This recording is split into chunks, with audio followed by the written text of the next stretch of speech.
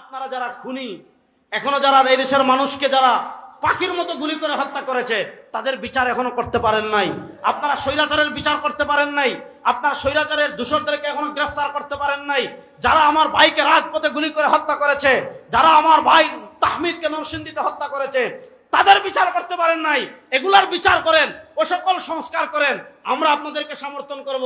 কিন্তু সংস্কারের নামে যদি তামাশা করেন, সংস্কারের নামে যদি মানচিত্রের বিরুদ্ধে কোনো ষড়যন্ত্র করেন, সংস্কারের নামে যদি পশ্চিমা এজেন্ডা বাস্তবায়ন করার চেষ্টা করেন, রব্বে কাবার কসম করে বলি, আমাদের দেহে এক ফোঁটা রক্ত থাকতে ইনশাআল্লাহ ইসলাম বিরোধী কোনো ষড়যন্ত্র আমরা মেনে নেব না।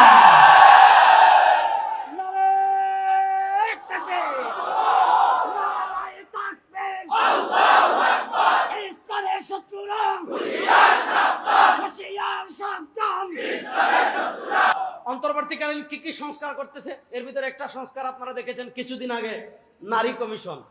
তারা তাদের মানবাধিকার কি, অর্থাৎ কেউ যদি পতিতাবৃত্তি করে, এটা নাকি মানবাধিকার। পতিতাবৃত্তি এখন ছোট ছোট ভাইরা আছে, কেমনে বুঝামো, দেখেন না, পতিতাবৃত্তি এটা নাকি মানবাধিকার। এই সমস্ত পশ্চিমা এজেন্ডা বাস্তবায়ন করার জন্য ডক্টর মোহাম্মদ ইউনূসকে ক্ষমতায় বসানো হয় নাই। আপনি ফ্যাসিবাদের বিচার করেন, আপনার সাথে আছি। আপনি ফ্যাসিবাদের দোষরদের বিচার করেন, আপনার সাথে আছি। বাংলাদেশকে আপনি উন্নয়নের দিকে নিয়ে যান, আপনার সাথে আছি। আপনাকে সমর্থন দিয়েছি, এখনো দিচ্ছি, সামনেও দিব। কিন্তু সংস্কারের নামে যদি তামাশা করেন, আমরা এমন এক জাতি, ইসলামের বিরুদ্ধে আমাদের বাপ গেলে আমরা বাপের বিরুদ্ধে চলে যাই, ইসলামের বিরুদ্ধে আমার ভাই গেলে আমার ভাইয়ের বিরুদ্ধে চলে যায়, ইসলামের বিরুদ্ধে আমার সন্তান চলে গেলে আমরা সন্তানকে ছাড়তে পারি। সেখানে আপনারা একের পর এক ইসলাম বিরোধী কাজ করছেন। নারী সংস্কার কমিশনের নামে তামাশা করেছেন। আপনি কি বাংলাদেশের সূরা নিসাকে কোরআন থেকে বাদ দিতে পারবেন?